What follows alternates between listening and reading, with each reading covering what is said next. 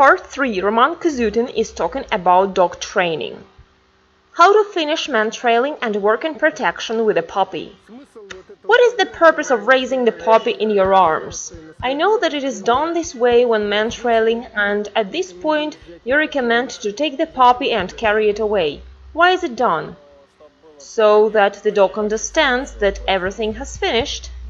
During man-trailing, you should let your dog understand when this exercise started and when it is over.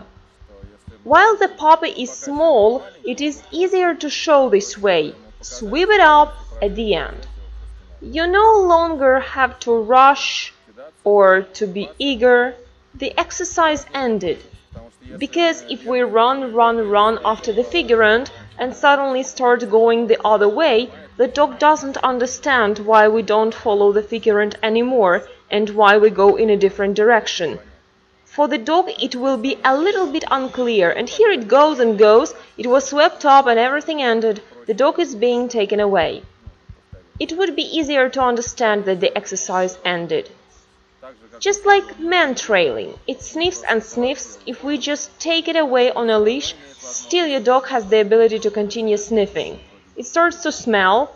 Simultaneously we command it not to sniff, so there is an unclear situation. The little puppy cannot understand why it can sniff here but cannot do it there. Here it sniffed and received the award, and here it is sniffing but gets nothing. Therefore, at the end of the exercise, the dog lacks understanding. Preliminary adjustments of the puppy to work with a certain stereotypical way out of the car.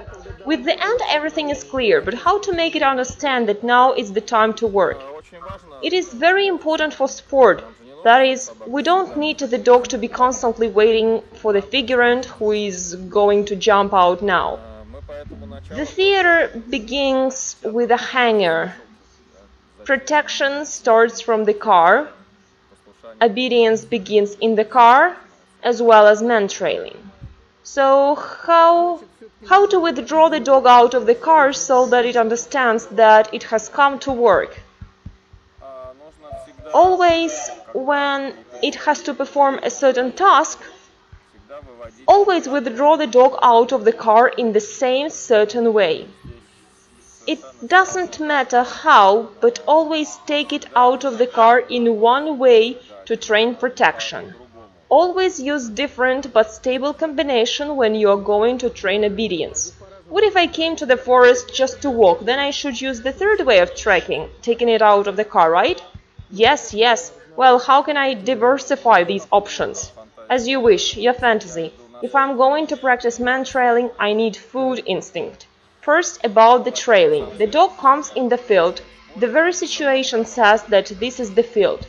When it sits in a cage, I additionally show it some treat and feed it through the bars.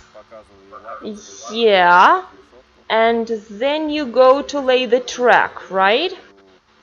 I take and pour feed into a jar, take the peg in its eyes and go to lay the track. When I open my dog, I give it some treat, saying, follow the trace, follow the trace. I say this word. When we pass the trail, it sniffs, and at the end I usually say enough. The final cutoff that I have is always the same. It's the command enough, stop the instinct. In protection and obedience and on the trail. In terms of trailing, I got everything. So how's the work in protection? Working on protection, I usually say bite. I don't give anything. Open the door harshly, take it by the leash and say bite. First, this instinct appears quite quickly. The dog likes it. To do so that your dog understands what biting is when the figurant is here already, I say bite and the figurant comes out. It is something like the command stranger. Stranger, in terms of semantics of this word, contradicts the fact what we do. Thus, this is not the enemy. On the contrary, the dog is interested in what is going to happen. When and how it is better to start work on obedience while working on protection with a puppy.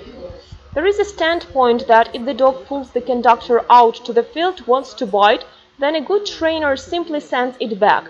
It is also said that until the dog cannot normally come to the obedience in the field, no biting. How compatible is it? Does it work for elderly dogs only? If talking about puppies, should they run out of the car and drag to the field? Well, with puppies, yes. But here can also be such opinion. Is this one of the approaches, huh? Yes, maybe, but I don't do obedience with a small puppy. The reward for good obedience is that we allow it to go and bite. To do this, it must first feel the taste, feel the interest and pleasure to receive from this process. And when I say that if you want to receive this process, listen to me. Sit, look at me, lie down, walk beside me, and then I will allow you to do what you love. Actually, while it has not yet understood this taste, this sense, for example, it will do obedience, want a treat and a ball, and suddenly we switch to now get the figurant. For a small puppy, it's too difficult. That is, first thing to do is to form interest in carrots and then try to manipulate this carrot, this doggy. Yes, and then it's necessary to say what it should do to get this carrot. The first, the second time it doesn't completely understand yet. Should we follow this approach after a year? Yes? No, earlier. Exit to the field applying discipline earlier. First, when the discipline will be sufficient. In parallel with this exercise, the master trains obedience himself. For example, if the puppy cannot walk close by yet, so how can we use it? When obedience is ready, when there is strong interest in protection, only then we can combine all this.